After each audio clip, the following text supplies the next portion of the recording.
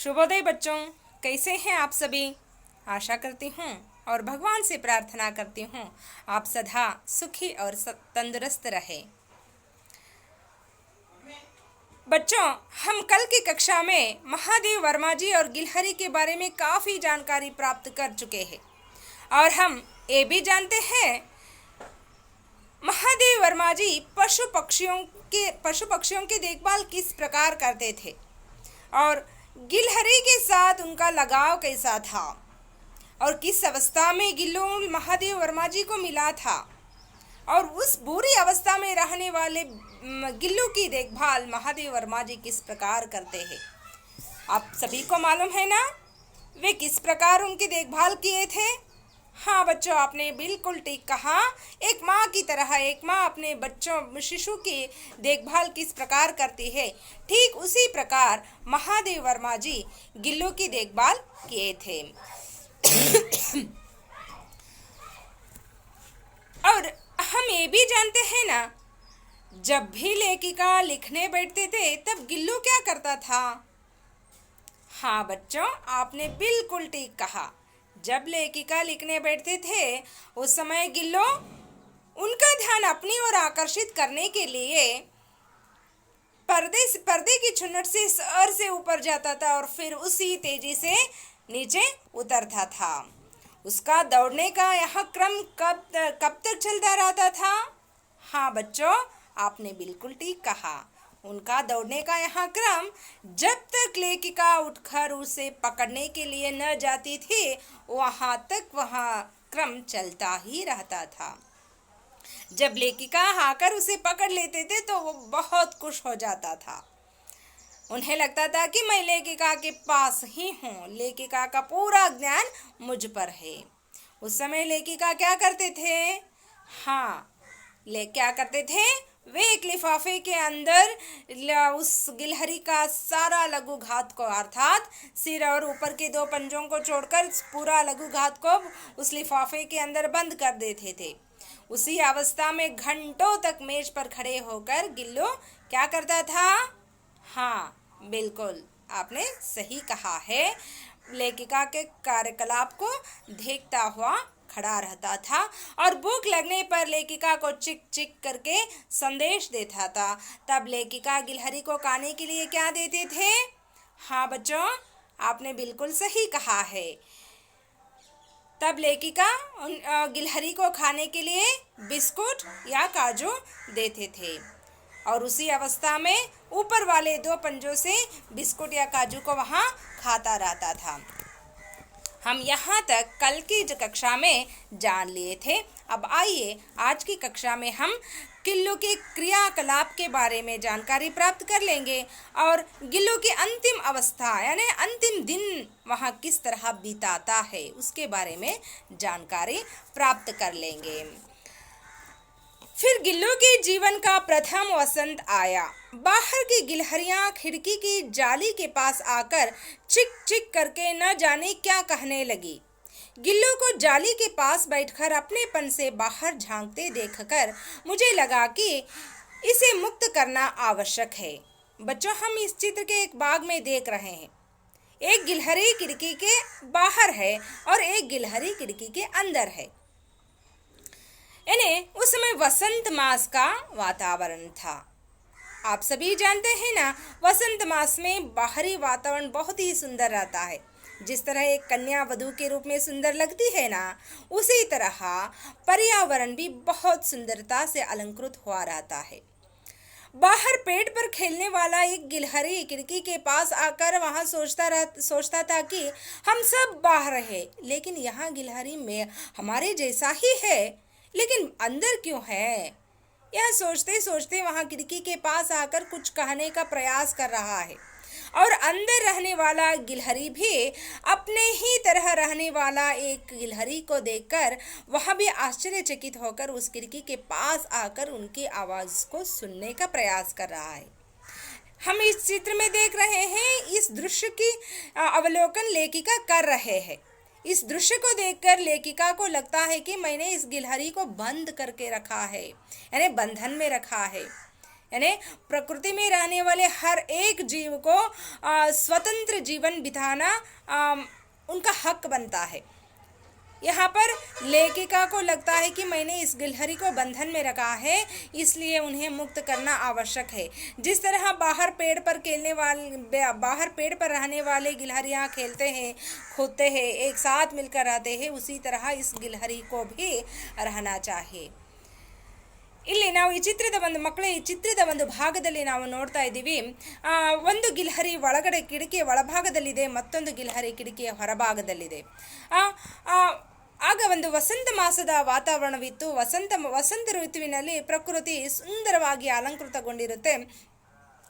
ಹೊರಗಡೆ ಮರದಲ್ಲಿ ಆಟವಾಡ್ತಾ ಇರುವಂತಹ ಗಿಲ್ಹರಿ ಅಕಸ್ಮಾತ್ತಾಗಿ ಒಳಗಿರುವಂತಹ ಈ ಅಳಿಲನ್ನು ನೋಡಿ ಯೋಚನೆ ಮಾಡೋದಕ್ಕೆ ಶುರುವಾಗುತ್ತೆ. ನಮ್ಮಂತೆಯೇ ಇರುವಂತಹ ಈ ಪ್ರಾಣಿ ಒಳಗಡೆ ಏನು ಮಾಡ್ತಾ ಇದೆ ಅಂತ ಯೋಚನೆ ಮಾಡ್ತಾ ಆ ಕಿಟಕಿಯ ಬಳಿ ಬಂದು ಅದು ಪ್ರಶ್ನಿಸ್ತಾ ಇರಬಹುದೋ ಏನೋ, ಅದಕ್ಕೆ ಏನೋ ಹೇಳ್ತಾ ಇದೆ. ಅದು ಒಳಗಿರುವಂತಹ ಅಳಿಲು ಸಹ ತನ್ನಂತೆ ಇರುವಂತಹ ಇನ್ನೊಂದು ಜೀವಿಯನ್ನು ಕಿಟಕಿಯ ಹೊರಭಾಗದಲ್ಲಿ ಕಂಡು ಅದು ಸಹ ಅದರ ಬಳಿ ಬಂದು ಅದರ ಮಾತನ್ನು ಕೇಳೋದಕ್ಕೆ ಪ್ರಯತ್ನ ಪಡ್ತಾ ಇದೆ.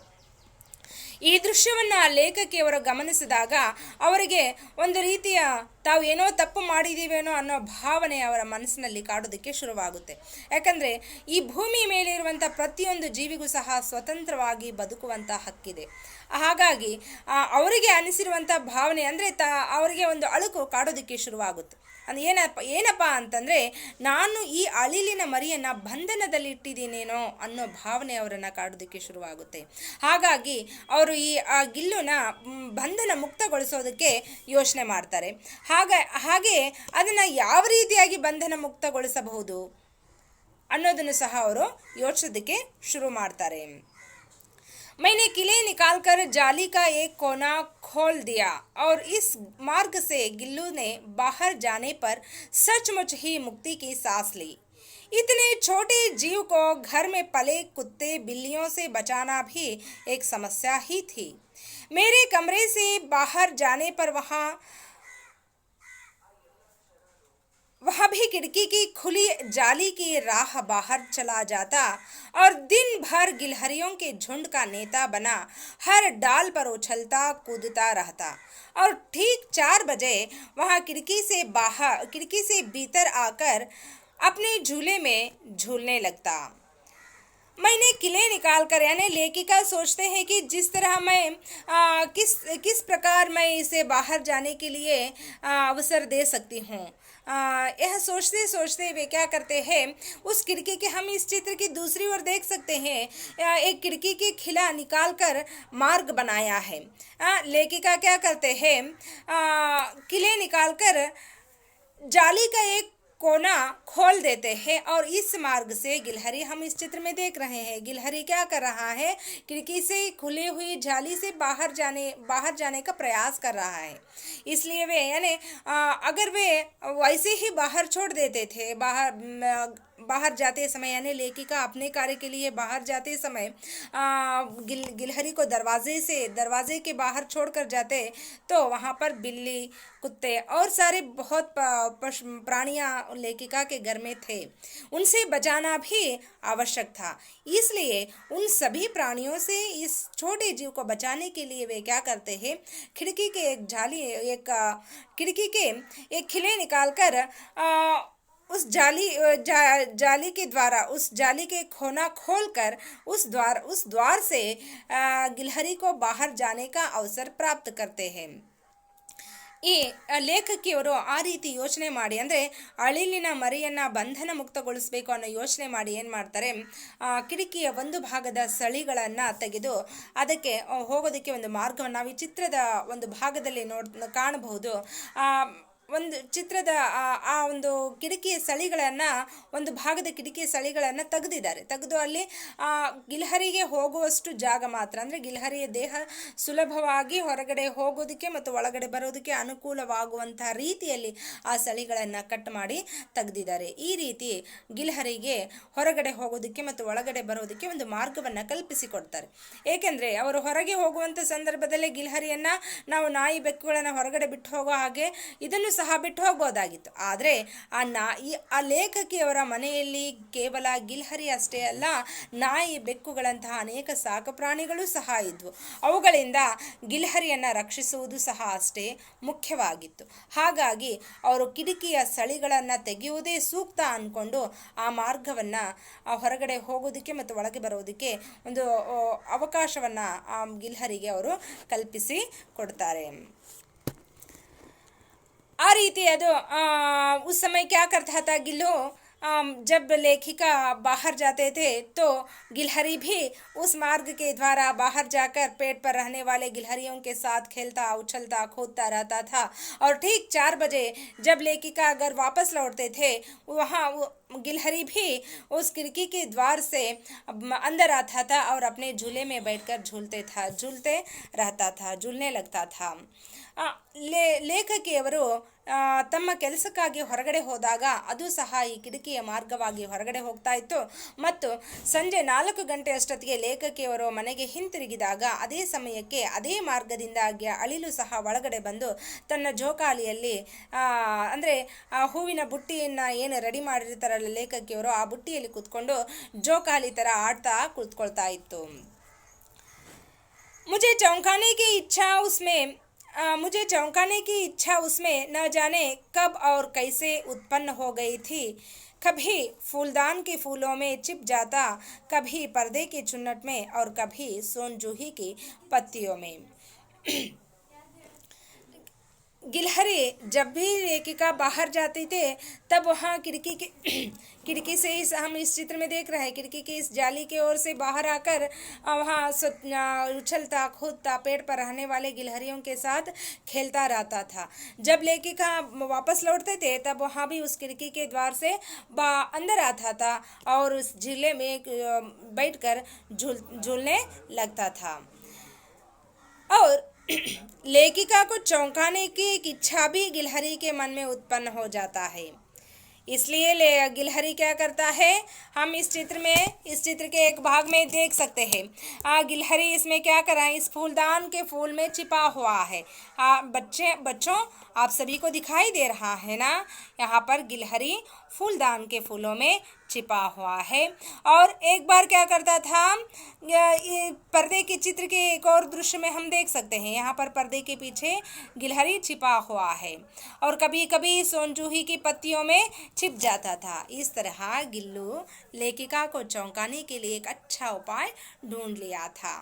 अಳಿಲು ಲೇಖಕಿಯವರು ಹೊರಗಡೆ ಹೋದಾಗ ಅದು ಸಹ ಹೊರಗಡೆ ಹೋಗಿ ಸ್ವಚ್ಛಂದವಾಗಿ ಆಟಾಡಿ ಮರದ ಮೇಲಿರುವಂತಹ ಎಲ್ಲ ಅಳಿಲುಗಳಿಗೂ ನಾಯಕನಾಗಿ ಕಾರ್ಯವನ್ನು ನಿರ್ವಹಿಸ್ತಾ ಇತ್ತು. ಮತ್ತು ಸಂಜೆ 4 ಗಂಟೆಗೆ ಅವರು ಬರುವ ವೇಳೆಯಲ್ಲಿ ತಾನು ಸಹ ಹಿಂತಿರುಗಿ ತನ್ನ ಗೂಡಿಗೆ ಬಂದು, ಅಂದರೆ ಅದನ್ನು ವಾಸವಾಗೋದಕ್ಕೆ ಒಂದು ಹೂವಿನ ಬುಟ್ಟಿಯನ್ನು ರೆಡಿ ಮಾಡಿರ್ತಾರಲ್ಲ ಅದ್ರ ಮೇಲೆ ಕೂತ್ಕೊಂಡು ಅದು ಆಟವನ್ನು ಆಡ್ತಾ ಇತ್ತು.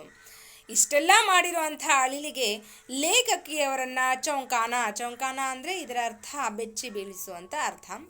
ಲೇಖಕಿಯವರನ್ನು ಬೆಚ್ಚಿ ಬೀಳಿಸಬೇಕು ಅನ್ನೋ ಒಂದು ಕಲ್ಪನೆ, ಅನ್ನೋ ಒಂದು ಆಸೆ ಆ ಚಿಕ್ಕ ಜೀವಿಯ ಮನಸ್ಸಲ್ಲೂ ಸಹ ಚಿಗುರೊಡೆಯುತ್ತೆ. ಆಗ ಏನು ಮಾಡುತ್ತೆ ಅದು, ನಾವು ಈ ಚಿತ್ರದಲ್ಲಿ ಕಾಣಬಹುದು, ಹೂಕುಂಡದ ಮಧ್ಯದಲ್ಲಿ ಅದೇನು ಮಾಡಿದೆ, ಅವಿತುಕೊಂಡಿದೆ. ಆ ಲೇಖಕರನ್ನು ಬೆಚ್ಚಿ ಬೀಳಿಸೋದಕ್ಕಾಗಿ ಏನು ಮಾಡ್ತಾ ಇತ್ತದು, ಕೆಲವೊಂದು ಸಲ ಈ ರೀತಿ ಹೂಕುಂಡದಲ್ಲಿ ಬಚ್ಚಿಟ್ಕೊಳ್ತಾ ಇತ್ತು. ಮಕ್ಕಳೇ ನೀವೆಲ್ಲ ಕೇಳಬಹುದು, ಬಚ್ಚಿಟ್ಕೊಂಡ್ರೆ ಅಂದರೆ ಹೂವಿನ ಕುಂಡದಲ್ಲಿ ಅದು ಬಚ್ಚಿಟ್ಕೊಂಡ್ರೆ ಲೇಖಕಿಯವರು ಯಾಕೆ ಬೆಚ್ಚಿ ಬೀಳಬೇಕು? ಲೇಖಕಿಯವರಿಗೆ ಒಂದು ಅಭ್ಯಾಸ ಇತ್ತು. ಅವರು ತಮ್ಮ ಮನೆಯ ಅಂಗಳದಲ್ಲಿ ಸುಂದರವಾದ ಹೂವಿನ ಗಿಡಗಳನ್ನು ಸಸಿಗಳನ್ನು ನೆಟ್ಟಿದ್ರು. ಪ್ರತಿನಿತ್ಯ ಅವರು ಆ ಹೂಕುಂಡದಲ್ಲಿರುವಂಥ ಹೂಗಳನ್ನು ಬದಲಾಯಿಸ್ತಾ ಇದ್ರು. ಆ ರೀತಿ ಬದಲಾಯಿಸುವಂಥ ಸಂದರ್ಭದಲ್ಲಿ ಹೂಗಳನ್ನು ಇಡುವಂಥ ಅಥವಾ ಹೂಗಳನ್ನು ತೆಗೆಯುವಂಥ ಸಂದರ್ಭದಲ್ಲಿ ಅಕಸ್ಮಾತ್ತಾಗಿ ಲೇಖಕಿಯವರ ಕೈ ಆ ಚಿಕ್ಕ ಜೀವಿಯ ದೇಹವನ್ನು ಸ್ಪರ್ಶ ಮಾಡಿದಾಗ ಅವರಿಗೆ ಮೆತ್ತಗನಿಸ್ತಾ ಇತ್ತು. ಅಂದರೆ ಆ ಸ್ಪರ್ಶವನ್ನು ಮುಟ್ಟಿದಾಗ ಬಿಸಿಯ ಅನುಭವ ಆಗುತ್ತೆ, ಏನೋ ಒಂದು ಮೃದುವಾದ ವಸ್ತುವನ್ನು ಮುಟ್ಟಿದ್ದೀವಿ ಅನ್ನೋ ಅನುಭವ ಆಗುತ್ತೆ, ಅದರಲ್ಲಿ ಏನೋ ಇದೆ ಅನ್ನೋ ಕಲ್ಪನೆ ಮನಸ್ಸಿಗೆ ಬರುತ್ತೆ. ಹಾಗಾಗಿ ತಕ್ಷಣಕ್ಕೆ ಅವರು ಕೈ ತಕ್ಕೊಳ್ತಾ ಇದ್ರು ಅಲ್ಲಿಂದ. ಆಗ ಅದು ನಗ್ತಾ ಇತ್ತು, ಮನಸ್ಸಲ್ಲಿ ನಗ್ತಾ ಇತ್ತು, ಖುಷಿ ಪಡ್ತಾ ಇತ್ತು, ನಾನು ಲೇಖಕಿಯವರನ್ನು ಬೆಚ್ಚಿ ಬೀಳಿಸಿದೆ ಅಂತ. ಹಾಗೆ ಕೆಲವೊಂದು ಸಲ ಏನು ಮಾಡ್ತಾ ಇತ್ತು, ನಾವು ಈ ಚಿತ್ರದ ಇನ್ನೊಂದು ಭಾಗದಲ್ಲಿ ಕಾಣಬಹುದು, ಅದು ಪರದೆಯ ಹಿಂಭಾಗದಲ್ಲಿ ಏನು ಮಾಡಿದೆ, ಬಚ್ಚಿಟ್ಕೊಂಡು ಕೂತಿದೆ. ಹೀಗೆ ಲೇಖಕಿಯವರೆಲ್ಲ ಮನೆಯೆಲ್ಲ ಹುಡುಕಾಡ್ತಾ ಇದ್ರು, ಗಿಲ್ಲು ಎಲ್ಲಿದೆ ಅಂತ. ಆದರೆ ಅದೇನು ಮಾಡ್ತಾ ಇತ್ತು, ಈ ರೀತಿಯಾಗಿ ಪರದೆಯ ಹಿಂಭಾಗದಲ್ಲಿ ಕೂತ್ಕೊಂಡು ಲೇಖಕಿಯವರನ್ನ ಬೆಚ್ಚಿ ಬೀಳಿಸೋದಕ್ಕೆ ಪ್ರಯತ್ನ ಪಡ್ತಾ ಇತ್ತು. ಇನ್ನು ಕೆಲವೊಂದು ಸಂದರ್ಭದಲ್ಲಿ ಸೋನ್ ಜೂಹಿ ಅಂದರೆ ಸಂಪಿಗೆಯ ಮರದ ಎಲೆಗಳಲ್ಲಿ, ಅದು ಸೋನ್ ಜೂಹಿ ಅಂದರೆ ಸಂಪಿಗೆ ಅಂತ, ಸಂಪಿಗೆಯ ಮರದ ಎಲೆಗಳ ಮಧ್ಯದಲ್ಲಿ ಕೂತ್ಕೊಂಡು ಲೇಖಕಿಯವರನ್ನ ಬೆಚ್ಚಿ ಬೀಳಿಸೋ ಪ್ರಯತ್ನವನ್ನ ಮಾಡ್ತಾ ಇತ್ತು. ಅಂದರೆ ಅವರು ಪ್ರತಿನಿತ್ಯ ಬೆಳಗ್ಗೆ ಹೂವನ್ನು ಕೀಳುವಂತಹ ಅಭ್ಯಾಸ ಅವರಿಗೆ ಇತ್ತು. ಹಾಗಾಗಿ ಹೂವನ್ನು ಹರಿಯುವಂತಹ ಸಂದರ್ಭದಲ್ಲಿ ಅದೇನು ಮಾಡ್ತಾ ಇತ್ತು, ಆ ರೀತಿ ಹೂವಿನ ಗಿಡದ ಎಲೆಗಳ ಮಧ್ಯದಲ್ಲಿ ಕೂತ್ಕೊಂಡು ಬೆಚ್ಚಿ ಬೀಳಿಸ್ತಾ ಇತ್ತು.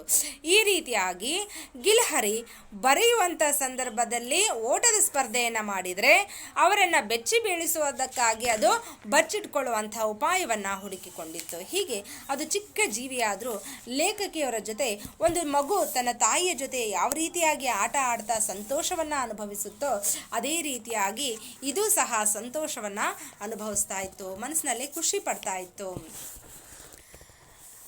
मेरे पास बहुत से पशु पक्षी है और उनका मुझसे लगाव भी कम नहीं है, परंतु उनमें से किसी को मेरे साथ मेरी थाली में खाने की हिम्मत हुई है ऐसा मुझे स्मरण नहीं आता. लेखिका के घर में गिलहरी के साथ साथ बिल्ली, कुत्ते जैसे अनेक प्राणियां भी थे. लेखिका यहाँ पर कह रहे, चित्र के एक दृश्य में हम देख सकते हैं लेखिका खाना खा रहे हैं और उसी थाली में गिलहरी भी खाना खा रहा है. यानी लेखिका यहाँ कहने का प्रयास कर रहे हैं कि घर में रहने वाले कोई भी प्राणी को यहाँ हिम्मत नहीं हुआ है कि वहाँ प्राणी लेखिका के साथ बैठकर खाना खाए. लेकिन गिलहरी क्या करता था, जब भी लेखिका खाने के लिए बैठते हैं, खाने के लिए कमरे के अंदर प्रवेश करते हैं, तब वहाँ तुरंत वहाँ से भागकर लेखिका के पास आकर बैठता था और लेखिका की थाली में से एक एक चावल को उठाकर खाने का प्रयास करता था.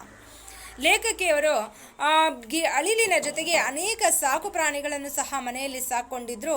ನಾಯಿ ಆಗಿರ್ಬೋದು, ಬೆಕ್ಕಾಗಿರಬಹುದು, ಯಾವುದೇ ಪ್ರಾಣಿಗಳಾಗಿರಬಹುದು. ಆ ಎಲ್ಲ ಪ್ರಾಣಿಗಳಿಗಿಂತ ತುಂಬ ವಿಶಿಷ್ಟವಾದಂಥ ಗುಣವನ್ನು ಹೊಂದಿರುವಂಥ ಪ್ರಾಣಿ ಅಂದರೆ ಅಳಿಲಿನ ಮರಿಯಾಗಿತ್ತು. ಯಾಕಂದರೆ ಲೇಖಕಿಯವರಿಗೆ ನೆನಪಿರೋ ಹಾಗೆ ಅವರು ಲೇಖಕಿಯವರು ಗಿಲ್ಹರಿಯನ್ನು ಅಂದರೆ ಅಳಿಲನ್ನು ಎಷ್ಟು ಪ್ರೀತಿ ವಿಶ್ವಾಸದಿಂದ ಕಾಣ್ತಾ ಇದ್ರು, ಉಳಿದೆಲ್ಲ ಪ್ರಾಣಿಗಳನ್ನು ಸಹ ಅಷ್ಟೇ ಪ್ರೀತಿ ವಿಶ್ವಾಸದಿಂದ ಕಾಣ್ತಾ ಇದ್ರು. ಹಾಗಾಗಿ ಇವರು ಏನನ್ನು ನೆನಪಿಸ್ಕೊಳ್ತಾ ಇದ್ದಾರಪ್ಪ ಅಂದರೆ, ಇವರು ಊಟದ ಸಮಯಕ್ಕೆ ಸರಿಯಾಗಿ ಅಂದರೆ ಆ ಊಟದ ಕೋಣೆಯನ್ನು ಪ್ರವೇಶ ಮಾಡಿದಾಗ ಗಿಲ್ಹರಿ ಮನೆಯ ಹೊರಗಡೆ ಇದ್ದರೂ ಸಹ ಆ ಅಡಿಗೆ ಕೋಣೆಯ ಕದವನ್ನು ತೆಗೆದಾಗ, ಅದರ ಬಾಗಿಲನ್ನು ತೆಗೆದ ತಕ್ಷಣವೇ ಅದರ ಶಬ್ದವನ್ನು ಗ್ರಹಿಸಿಕೊಂಡು ಅದೇನು ಮಾಡ್ತಾ ಇತ್ತು, ಸೀದಾ ಅಡಿಗೆ ಕೋಣೆ ಒಳಗೆ ಪ್ರವೇಶ ಮಾಡ್ತಾ ಇತ್ತು ಮತ್ತು ಲೇಖಕಿ ಮೇಜಿನ ಮೇಲೆ ಕೂತ್ಕೊಂಡು ಲೇಖಕಿಯವರ ಜೊತೆಗೆ ಕೂತ್ಕೊಂಡು ಊಟ ಮಾಡೋದಕ್ಕೆ ಪ್ರಯತ್ನ ಪಡ್ತಾ ಇತ್ತು. ಆದ್ದರಿಂದ ಲೇಖಕಿಯವರು ಹೇಳ್ತಾ ಇದ್ದಾರೆ ಇಲ್ಲಿ, ಅಂಥ ಧೈರ್ಯವನ್ನು ಯಾವ ಪ್ರಾಣಿಗಳು ಸಹ ಮಾಡಿರಲಿಲ್ಲ. ಅಂದರೆ ಲೇಖಕಿಯವರು ಊಟ ಮಾಡುವಂಥ ಸಂದರ್ಭದಲ್ಲಿ ಅವರ ಜೊತೆಗೆ ಕೂತ್ಕೊಂಡು ಅವರ ತಟ್ಟೆಯಲ್ಲಿ ಬಡಿಸ್ಕೊಂಡಿರುವಂಥ ಆಹಾರವನ್ನೇ ಅದು ತೆಗೆದುಕೊಂಡು ತಿನ್ನುವಂಥ ಧೈರ್ಯವನ್ನು ಯಾವ ಪ್ರಾಣಿಗಳು ಮಾಡಿರಲಿಲ್ಲ. ಆದರೆ ಗಿಲ್ಹರಿ ಆ ಧೈರ್ಯವನ್ನು ಮಾಡಿತ್ತು. ಹೇಗೆ ಅಂದರೆ, ಮಕ್ಕಳು ತಾಯಿಯ ಜೊತೆ ಯಾವತ್ತೂ ಸಹ ಭಯವನ್ನು ಇಟ್ಕೊಂಡಿರೋದಿಲ್ಲ. ಎಷ್ಟು ನಿರ್ಭಯವಾಗಿ ತಾಯಿಯ ಜೊತೆಗೆ ಪ್ರತಿಯೊಂದನ್ನು ಹಂಚಿಕೊಳ್ತಾರೋ ಅದೇ ರೀತಿಯಾಗಿ ಇಲ್ಲಿ ಗಿಲ್ಹರಿಯೂ ಸಹ ತನ್ನ ತಾಯಿಯಂತೆ, ಅಂದರೆ ಒಬ್ಬ ಮಗು ತನ್ನ ತಾಯಿಯ ತಟ್ಟೆಯಲ್ಲಿ ಯಾವ ರೀತಿಯಾಗಿ ಊಟ ಮಾಡ್ತಾ ಇತ್ತೋ ಅದೇ ರೀತಿಯಾಗಿ ಅಳಿಲಿನ ಮರಿಯೂ ಸಹ ಊಟವನ್ನು ಮಾಡ್ತಾ ಇದೆ. गिल्लू इनमें अपवाद था. मैं जैसे ही खाने के कमरे में पहुंचती, वहां खिड़की से निकलकर आंगन की दीवार बरामदा पार करके मेज पर पहुंच जाता और मेरी थाली में बैठ जाना चाहता. बड़ी कठिनाई से मैंने उसे थाली के पास बैठना सिखाया, जहां बैठकर वहां मेरी थाली में से एक एक चावल उठाकर बड़ी सफाई से खाता रहता. लेखिका जब भी पकाने के लिए रसोई घर में प्रवेश करते थे, तब वहाँ क्या करता था, रसोई घर लेखिका से पहले ही रसोई घर में पहुँच जाता था. और जब भी लेखिका थाली में भोजन करने के लिए सभी तैयारियां कर लेते हैं तो वहाँ थाली में ही बैठकर खाने का प्रयास करता था। लेकिन बहुत कठिनाई से लेखिका उसे सिखाते हैं कि थाली में बैठकर खाना नहीं खाते हैं, कहाँ बैठकर खाते हैं, थाली के सामने बैठकर खाना खाते हैं। इस तरह एक शिशु को जिस तरह माँ समझाती है उसी तरह बहुत कठिनाई से उसे समझाकर हम इस चित्र में देख रहे हैं। गिलहरी थाली में नहीं बैठा है, थाली के पास बैठकर एक एक चावल को उठाकर बड़ी सफाई से खाना खा रहा है। इसे सिखाने के लिए महादेव वर्मा जी को बहुत कष्ट उठाना पड़ता है, उन्हें बहुत दिनों तक उन्हें समझाना पड़ता है, फिर भी इस कार्य में लेखिका सफल हो जाते हैं। यानी गिलहरी एक एक चावल को थाली के पास बैठकर एक एक चावल को उठाकर खाने में बहुत ही सफाई से खाना सीख जाता है। ಲೇಖಕಿಯವರು ಮನೆಯಲ್ಲಿ ಕೇವಲ ಅಳಿಲನ್ನಷ್ಟೇ ಅಲ್ಲ, ಅಳಿಲಿನ ಜೊತೆಗೆ ನಾಯಿ ಮತ್ತು ಕೋತಿಗಳಂತಹ ಅನೇಕ ಸಾಕು ಪ್ರಾಣಿಗಳನ್ನು ಸಾಕೊಂಡಿದ್ರು. ಲೇಖಕಿಯವರು ಯಾವ ಊಟದ ಸಮಯಕ್ಕೆ ಯಾವಾಗ ಅಡುಗೆ ಮನೆಯ ಕೋಣೆಯ ಬಾಗಿಲನ್ನು ತೆರಿತಾ ಇದ್ರೋ ಆ ಶಬ್ದವನ್ನು ಗ್ರಹಿಸಿಕೊಂಡಂಥ ಅಳಿಲು ಹೊರಗಡೆ ವರಾಂಡದಲ್ಲಿರುವಂಥ ಮರದ ಮೇಲೆ ಆಟವಾಡ್ತಾ ಇದ್ರೂ ಸಹ ವೇಗವಾಗಿ ಲೇಖಕಿಯವರು ಅಡಿಗೆನ ಅಂದರೆ ಮಾಡಿರುವಂತಹ ಅಡಿಗೆನ ತಟ್ಟೆಯಲ್ಲಿ ಬಡಿಸ್ಕೊಂಡು ಆ ಟೇಬಲ್ ಬಳಿ ಬರೋ ಅಷ್ಟೊತ್ತಿಗೆ ಅದಕ್ಕೆ ಅವ್ರಿಗಿಂತ ಮುಂಚಿತವಾಗಿ ಟೇಬಲ್ ಮೇಲೆ ಬಂದು ಕುತ್ಕೊಳ್ತಾ ಇತ್ತು. ಮತ್ತು ಅವರೆಲ್ಲ ಮಾಡಿರುವಂಥ ಭೋಜನವನ್ನು ತಟ್ಟೆಯಲ್ಲಿ ಹಾಕ್ಕೊಂಡು ಊಟ ಮಾಡೋದಕ್ಕೆ ಶುರು ಮಾಡಬೇಕು ಅಂತಿದ್ರೆ ಆ ಅಳಿಲು ಏನು ಮಾಡ್ತಾ ಇತ್ತು, ತಟ್ಟೆ ಒಳಗಡೆನೆ ಅಂದರೆ ಆಹಾರವನ್ನು ಬಡಿಸ್ಕೊಂಡಿರುವಂಥ ಆಹಾರದ ಮಧ್ಯದಲ್ಲಿ ಕೂತ್ಕೊಂಡು ಊಟ ಮಾಡೋದಕ್ಕೆ ಪ್ರಯತ್ನ ಪಡ್ತಾ ಇತ್ತು. ಆದರೆ ಲೇಖಕಿಯವರಲ್ಲಿ ಇನ್ನೊಂದು ಮಾತನ್ನು ಹೇಳಕ್ಕೆ ಬಯಸ್ತಾರೆ, ಯಾವ ಪ್ರಾಣಿಗೂ ಸಹ ಇಷ್ಟೊಂದು ಧೈರ್ಯ ಇರಲಿಲ್ಲ. ಆ ಎಲ್ಲ ಪ್ರಾಣಿಗಳಿಗಿಂತ ಇದು ತುಂಬ ವಿಶಿಷ್ಟವಾಗಿದೆ. ಯಾಕೆಂತಂದರೆ ಯಾವ ಪ್ರಾಣಿನೂ ಸಹ ಲೇಖಕಿಯವರು ಊಟ ಮಾಡೋ ಸಮಯದಲ್ಲಿ ಅವರ ಬಳಿನೂ ಸಹ ಬರ್ತಾ ಇರಲಿಲ್ಲ, ಅವ್ರ ಹತ್ರನೂ ಸಹ ಹೋಗ್ತಾ ಇರಲಿಲ್ಲ. ಆದರೆ ಅಳಿಲು ಏನು ಮಾಡ್ತಾ ಇತ್ತು, ಅವ್ರ ಹತ್ರ ಹೋಗೋದಷ್ಟೇ ಅಲ್ಲ, ಅವರ ತಟ್ಟೆ ಒಳಗಡೆನೆ ಕೂತ್ಕೊಂಡು ಊಟ ಮಾಡೋದಕ್ಕೆ ಪ್ರಯತ್ನ ಪಡ್ತಾ ಇತ್ತು. ಒಬ್ಬ ತಾಯಿ ಎಷ್ಟೋ ಕಾಳಜಿಯಿಂದ, ಎಷ್ಟು ಸಿಟ್ಟಿನಿಂದ, ಅಂದರೆ ಯಾರೇ ಒಬ್ಬ ತಾಯಿಯಂದಿರಾಗಲಿ ಸಿಟ್ಟು ಮಾಡಿದರೆ ಅದರ ಹಿಂದೆ ಆ ಮಗು ಏನಾದರೂ ಒಂದು ಒಳ್ಳೆಯದನ್ನು ಕಲೀಲಿ ಅನ್ನೋ ಅಕ್ಕರೆ ಮತ್ತು ಕಾಳಜಿ ಇರುತ್ತೆ.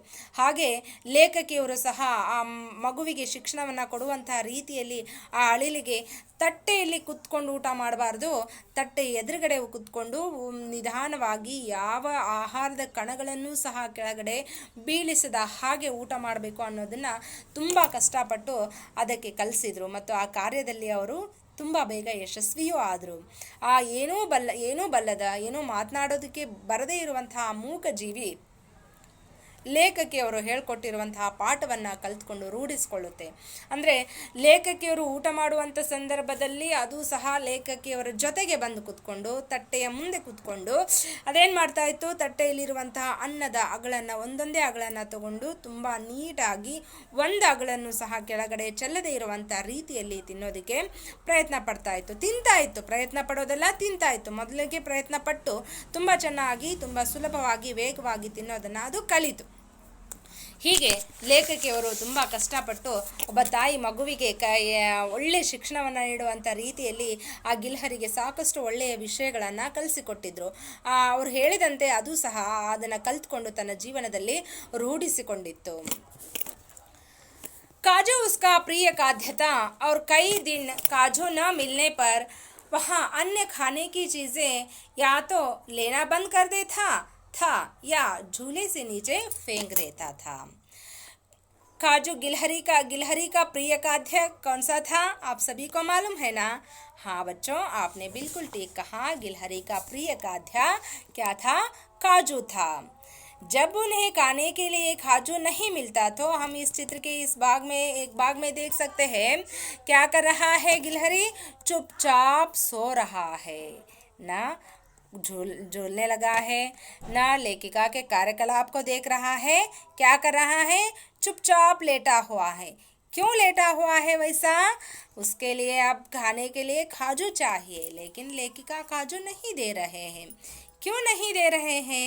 जिस तरह उन्हें चौंकाने के लिए और उनका ध्यान आकर्षित करने के लिए गिल्लू उपाय ढूंढ लिया था, उसी तरह उसे भी कुछ समय तक छिड़ाना चाहते थे। इसलिए लेखिका गिलहरी को खाजू नहीं दिए थे। इसलिए जब गिल्लू क्या करता था, जब खाजू नहीं मिलता था तब वहाँ खाना बंद कर देता था और चुपचाप लेटा रहता था। या तो अगर बिस्कुट देते हैं, तो हम इस चित्र के इस भाग में देख रहे हैं गिल्लू क्या कर रहा है, एक एक बिस्कुट को नीचे फेंक रहा है। इस तरह दिया हुआ आहार को वहाँ नीचे फेंकता था या सब कुछ बंद करके चुपचाप लेटा रहता था। ಇಲ್ಲಿ ಅಳಿಲಿನ ಅಳಿಲಿಗೆ ತುಂಬ ಇಷ್ಟಕರವಾಗಿರುವಂಥ ಆಹಾರ ಅಂದರೆ, ತಿನ್ನೋದಕ್ಕೆ ಇಷ್ಟಪಡುವಂಥ ಪದಾರ್ಥ ಅಂದರೆ ಗೋಡಂಬಿಯಾಗಿತ್ತು. ಆ ಗೋಡಂಬಿ ಅದಕ್ಕೆ ಸಿಗದೆ ಹೋದಾಗ ಏನು ಮಾಡ್ತಾ ಇತ್ತು, ಏನೂ ಮಾತನಾಡದೆ ಗಿಲ್ಹರಿ ಲೇಖಕಿಯವರ ಜೊತೆನೂ ಸಹ ಮಾತನಾಡದೆ, ಹೊರಗಡೆ ಹೋಗದೆ, ಆಟ ಆಡದೆ ಏನು ಮಾಡ್ತಾ ಇತ್ತು, ಹೊರಗಡೆ ಕಿಟಕಿ ಹತ್ರ ಬಂದು ಸುಮಾರು ಅಳಿಲುಗಳು ಕರೆದ್ರೂ ಸಹ ಅದು ಹೋಗ್ತಾ ಇರಲಿಲ್ಲ, ಸುಮ್ಮನೆ ಮಲಗಿರ್ತಾ ಇತ್ತು. ಇಲ್ಲ ಅಂತಂದರೆ ನಾವು ಈ ಚಿತ್ರದಲ್ಲಿ ಈಗ ನೋಡಿರೋ ಹಾಗೆ ಕೊಟ್ಟಿರುವಂಥ ಆಹಾರ ಪದಾರ್ಥವನ್ನು, ಬಿಸ್ಕೆಟ್ಗಳನ್ನು ತನ್ನ ಜೋಕಾಲಿಯಿಂದ ತಾನು ಕೂತಿರುವಂಥ ಬುಟ್ಟಿಯಿಂದ ಹೊರಗಡೆ ಎಸಿತಾ ಇತ್ತು. ಯಾಕೆ ಎಸಿತಾ ಇತ್ತು? ಅದಕ್ಕೆ ಗೋಡಂಬಿ ತಿನ್ನೋ ಆಸೆ ಆಗಿತ್ತು. ಆದರೆ ಲೇಖಕಿಯವರು ಆ ಗೋಡಂಬಿಯನ್ನು ಕೊಡ್ತಾ ಇರಲಿಲ್ಲ. ಹೇಗೆ ಲೇಖಕಿಯವರ ಗಮನವನ್ನು ತನ್ನ ಕಡೆ ಸೆಳ್ಕೊಳ್ಳೋದಕ್ಕೆ ಅದು ಉಪಾಯವನ್ನು ಹುಡುಕಿಕೊಂಡಿತ್ತು ಮತ್ತು ಅವರನ್ನು ಬೆಚ್ಚಿ ಬೀಳಿಸೋದಕ್ಕೆ ಯಾವ ರೀತಿಯಾಗಿ ಬಚ್ಚಿಟ್ಕೊಳ್ತಾ ಇತ್ತು, ಹಾಗೆ ಇದನ್ನು ಸ್ವಲ್ಪ ಕಾಲ ಕಾಡಿಸ್ಬೇಕು ಅನ್ನೋ ಕಾರಣದಿಂದಾಗಿ ಲೇಖಕಿಯವರು ಒಂದೊಂದು ಸಲ ಅದಕ್ಕೆ ತಕ್ಷಣಕ್ಕೆ ಗೋಡಂಬಿಯನ್ನು ಕೊಡ್ತಾ ಇರಲಿಲ್ಲ. ಆ ಗೋಡಂಬಿಯನ್ನು ಕೊಡದೇ ಇದ್ದಾಗ ಈ ರೀತಿಯ ಅಂದರೆ, ಮಕ್ಕಳು ನನಗೆ ಈಗ ಆಡೋದಕ್ಕೆ ಬಾಲ್ ಬೇಕು, ಬ್ಯಾಟ್ ಬೇಕು, ನನಗೆ ಹೊಸ ಬಟ್ಟೆನೇ ಬೇಕು ಅಂತ ರಂಪ ಮಾಡ್ತಾರೆ, ಕಾಡಿಸ್ತಾರೆ. ಅದೇ ರೀತಿಯಾಗಿ ಇದು ಸಹ ನನಗೆ ಈಗ ಕಾಜು ಬೇಕೇ ಬೇಕು, ಗೋಡಂಬಿ ನನಗೆ ತಿನ್ನೋದಕ್ಕೆ ಬೇಕೇ ಬೇಕು ಅನ್ನೋದನ್ನು ಈ ರೀತಿಯಾಗಿ ಅದು ತೋರಿಸ್ತಾ ಇತ್ತು. ಯಾಕಂದರೆ ಅದಕ್ಕೆ ಮಾತನಾಡೋಕ್ಕೆ ಬರಲ್ಲ. ಆದರೆ ತನ್ನ ಕಾರ್ಯಗಳ ಮೂಲಕ ಅದೇನು ಮಾಡ್ತಾ ಇತ್ತು, ಮಲಗೋದ್ರ ಮೂಲಕ ಸಪ್ಪೆ ಮುಖ ಹಾಕ್ಕೊಂಡು ಮಲಗೋದ್ರ ಮೂಲಕ ಮತ್ತು ತನಗೆ ತಿನ್ನೋದಕ್ಕೆ ಕೊಟ್ಟಿರುವಂಥ ಆಹಾರ ಪದಾರ್ಥಗಳನ್ನು ಕಿತ್ತು ಕೆಳಗೆ ಎಸೆಯೋದ್ರ ಮೂಲಕ ಅದು ನನಗೀಗ ತಿನ್ನೋದಕ್ಕೆ ಗೋಡಂಬಿ ಬೇಕೇ ಬೇಕು ಅನ್ನೋದನ್ನು ಲೇಖಕಿಯವರಿಗೆ ಸೂಚಿಸ್ತಾ ಇತ್ತು. उसी बीच मुझे मोटर दुर्घटना में आहत होकर कुछ दिन अस्पताल में रहना पड़ा. उस दिनों जब मेरे कमरे का दरवाज़ा खोला जाता, गिल्लू अपने झूले से उतरकर दौड़ता और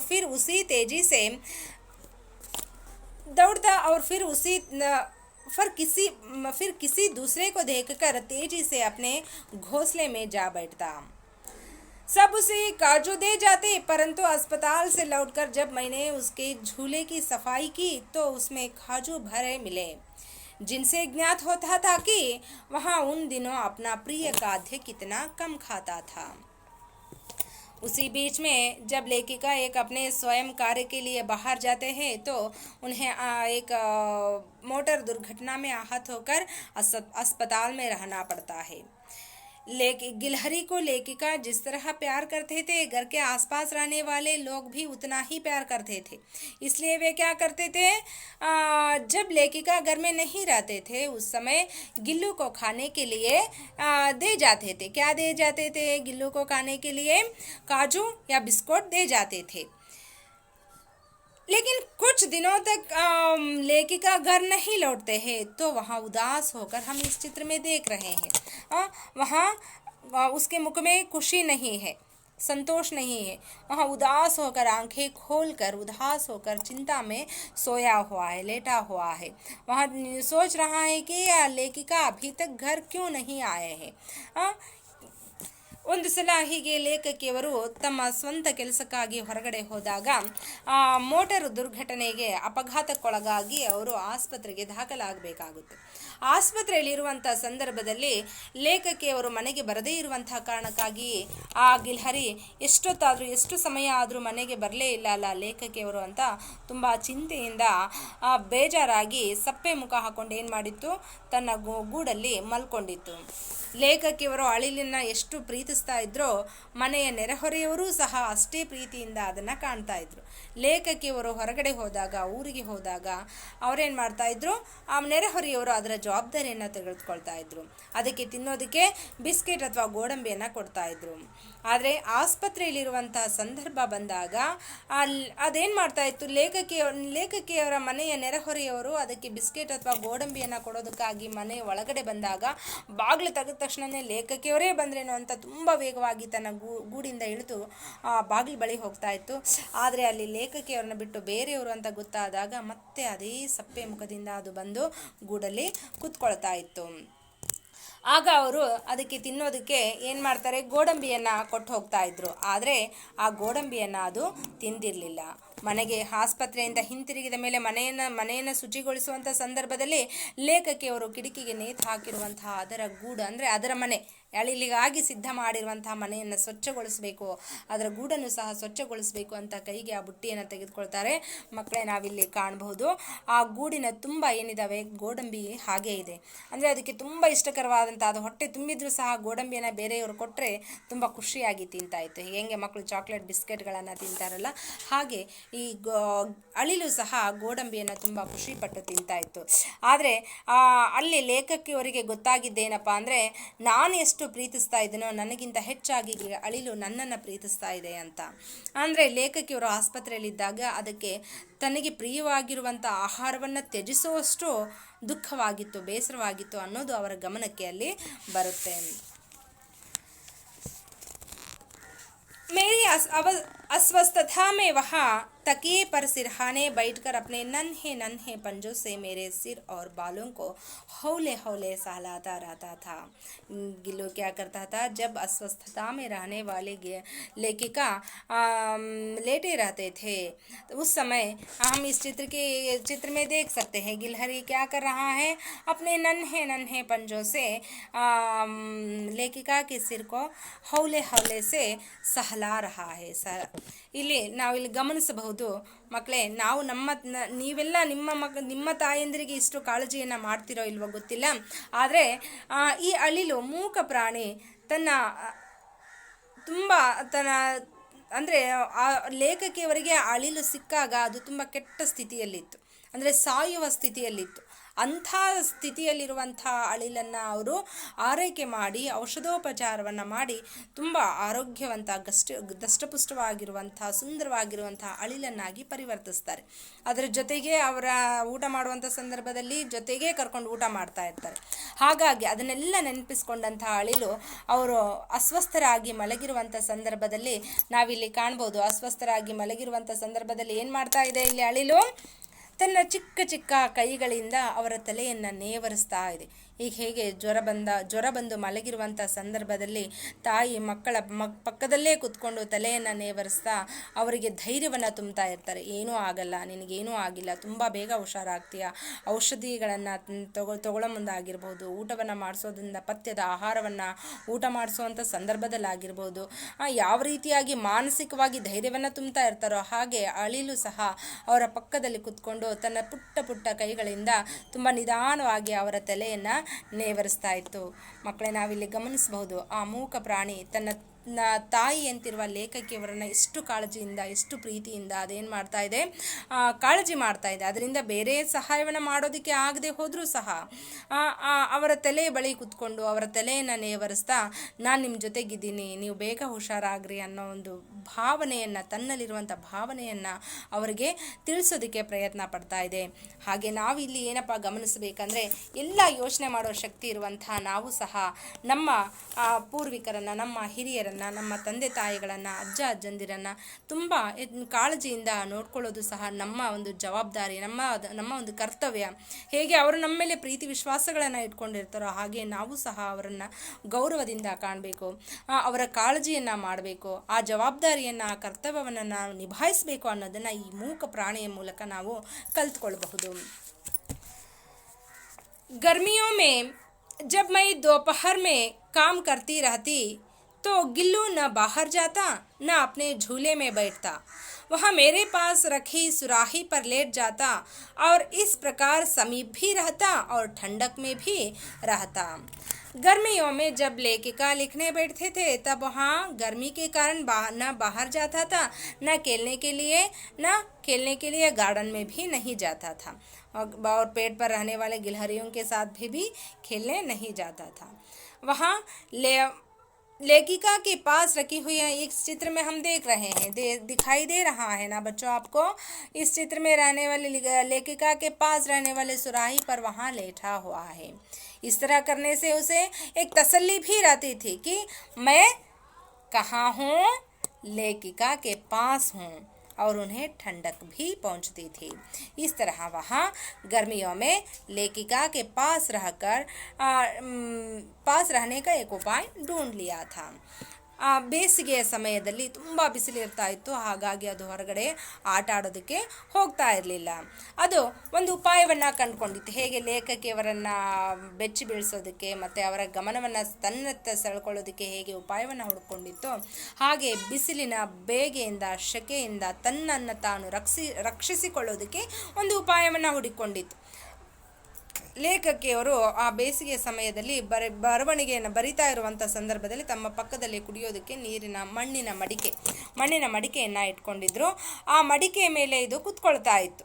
ಲೇಖಕಿಯವರ ಬರವಣಿಗೆ ಮುಗಿಯುವವರೆಗೂ ಸಹ ಕುತ್ಕೊಳ್ತಾ ಇತ್ತು. ಆದರೆ ಅವರ ಗಮನವನ್ನು ಇದು ಸುಮ್ಮನೆ ಕುತ್ಕೊಂಡು ನೋಡ್ತಾ ಇತ್ತು ಬರೆಯೋದನ್ನು. ಆದರೆ ಆ ಸಂದರ್ಭದಲ್ಲಿ, ಬೇಸಿಗೆಯ ಸಂದರ್ಭದಲ್ಲಿ ಅವರ ಗಮನ ಸೆಳೆಯೋದಕ್ಕೆ ಹೋಗಿ ಪರದೆ ಮೇಲೆ ಮೊದಲೇನು ಆಟ ಆಡ್ತಾ ಇತ್ತಲ್ಲ, ಆ ರೀತಿಯ ಪ್ರಯತ್ನವನ್ನು ಅದು ಮಾಡ್ತಾ ಇರಲಿಲ್ಲ. ಅವರ ಬರವಣಿಗೆ ಮುಗಿಯುವವರೆಗೂ ಸಹ ಆ ಹೂಜಿಯ ಮೇಲೆ, ನೀರಿನ ಮಡಿಕೆಯ ಮೇಲೆ ಕುತ್ಕೊಂಡು ಸಮಯವನ್ನು ಕಳೀತಾ ಇತ್ತು.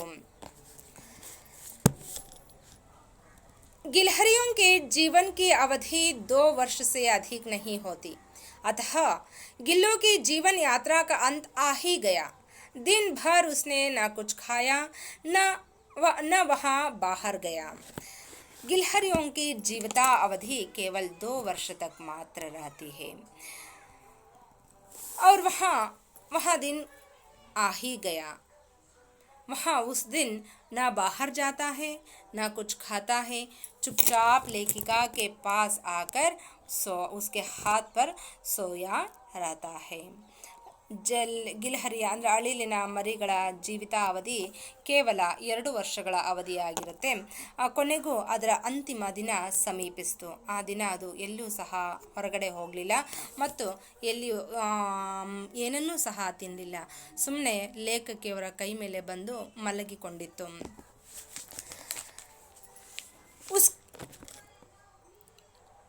पंजे इतने ठंडे हो रहे थे कि मैंने जाकर हीटर जलाया और उसे उष्णता देने का प्रयत्न किया, परंतु प्रभात की प्रथम किरण के साथ वहाँ चिर निद्रा में सो गया.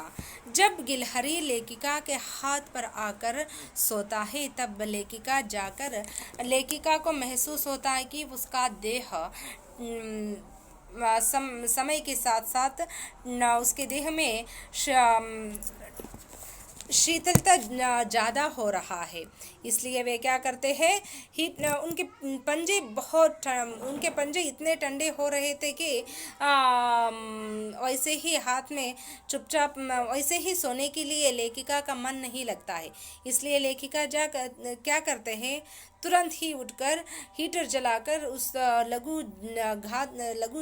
जीव को उष्णता देने का प्रयास करते हैं. ಯಾವಾಗ ಅಳಿಲಿನ ಮರಿ ತನ್ನ ಗೂಡಿನಿಂದ ಕೆಳಗಿಳಿದು ಬಂದು ಲೇಖಕಿಯವರ ಕೈ ಮೇಲೆ ಮಲಗ್ತೋ ಅವರಿಗೆ ಅನುಭವ ಆಗುತ್ತೆ. ಅಂದರೆ ಮಲಗಿದಾಗ ಸಾಮಾನ್ಯವಾಗಿ ಆರೋಗ್ಯವಂತವಾಗಿರುವಂತಹ ಯಾವುದೇ ಪ್ರಾಣಿ ಅಥವಾ ಯಾವುದೇ ಮನುಷ್ಯನ ದೇಹ ಮತ್ತೊಂದು ದೇಹವನ್ನು ಸ್ಪರ್ಶಿಸಿದಾಗ ಅದು ತಂಪಾಗಿರೋದಿಲ್ಲ, ಅದರಲ್ಲಿ ಬಿಸಿಯಾಗಿರುತ್ತೆ. ಆದರೆ ಈ ಅಳಿಲಿನ ಮರಿ ಬಂದು ಆ ರಾತ್ರಿ ಮಲಗಿದಾಗ ಅದರ ದೇಹ ತುಂಬ ತಂಪಾಗಿತ್ತು. ಹಾಗಾಗಿ ಹಾಗೆಯೇ ರಾತ್ರಿ ಅದರ ಪಕ್ಕದಲ್ಲೇ ಅದನ್ನ ಮಲಗೋದಕ್ಕೆ ಅವರಿಗೆ ಮನಸ್ಸು ಬರಲಿಲ್ಲ. ತಕ್ಷಣ ಅವ್ರು ಏನು ಮಾಡ್ತಾರೆ ಅಂದರೆ, ಸಮಯ ಕಳೀತಾ ಅದರ ಶೀತಲತೆ ಹೆಚ್ಚಾಗ್ತಾ ಹೋಯಿತು. ಸಮಯ ಜೊತೆಗೆ ಅದು ಹೆಚ್ಚು ತಂಪಾಗ್ತಾ ಹೋಯಿತು ಅದರ ದೇಹ. ಹಾಗಾಗಿ ಲೇಖಕಿಯವರು ಏನು ಮಾಡಿದರು, ತಕ್ಷಣ ಎದ್ದು ಹೋಗಿ ಹೀಟರನ್ನು ಹಾಕಿ ಅದರ ದೇಹಕ್ಕೆ ಉಷ್ಣತೆಯನ್ನು ಅಂದರೆ ಕೈಗಳಿಗೆ ಬಟ್ಟೆಯನ್ನು ತೆಗೆದುಕೊಂಡು ಬಿಸಿ ಮಾಡೋದಕ್ಕೆ ಪ್ರಯತ್ನವನ್ನು ಮಾಡ್ತಾರೆ. ಆದರೆ ಆ ಪ್ರಯತ್ನ ವಿಫಲವಾಗಿತ್ತು. ಸೂರ್ಯೋದಯದ ಪ್ರಥಮ ಕಿರಣದ ಜೊತೆಗೆ ಅದರ ಚಿರನಿದ್ರೆಯಲ್ಲಿ ಮಲಗೋಯ್ತು. ಅಂದರೆ ಆ ಹೀಟರನ್ನು ಹಾಕಿ ಅದರ ದೇಹಕ್ಕೆ ಉಷ್ಣತೆಯನ್ನು ಕೊಡುವಂಥ ಪ್ರಯತ್ನವನ್ನು ಮಾಡಿದರೂ ಸಹ ಅದು ಬದುಕಲಿಕ್ಕೆ ಸಾಧ್ಯ ಆಗಲೇ ಇಲ್ಲ. ಸೂರ್ಯೋದಯವಾಗ್ತಾ ಇದ್ದಂತೆ ಅದು ಸಹ ಕೊನೆ ಉಸಿರನ್ನು ಎಳಿತು, ಚಿರನಿದ್ರೆಗೆ ಜಾರ್ತು. ಆ ಮುಚ್ಚಿದಂಥ ಕಣ್ಣನ್ನು ಅದು ತೆರಿಲೇ ಇಲ್ಲ. उसका झूला उतार कर रख दिया गया है और खिड़की की जाली बंद कर दी गई है, परंतु गिलहरियों की नई पीढ़ी जाली के उस पार चिक चिक करती ही रहती है और सोन जूही खिलती ही रहती है. जब गिलहरी का देहांत हो जाता है तो लेखिका उदास रहते हैं और कुछ दिनों के बाद वे गिलहरी के लिए बनाया हुआ घर या फूल रखने की हल्की सी ढलिया थी, उस ढलिया को उतार कर नीचे रख देते हैं और खिड़की की जाली बंद कर देते हैं. परंतु गिलहरियों की नई पीढ़ी जाली के उस पार चिक चिक करके खेलने का आवाज़ लेखिका को रोज़ सुनाई देता ही रहता है और सोन जूही खिलती ही रहती है. सोन जूही की लता के नीचे गिल्लू की समाधि है, इसलिए भी कि उसे वहाँ लता सबसे अधिक प्रिय थी, इसलिए भी कि उस लघु गात का किसी वासंती दिन जूही के पिताब छोटे फूल के रूप में खिल जाने का विश्वास मुझे संतोष देता है. लेखिका जब गिलहरी का देहांत हो जाता है तो सोन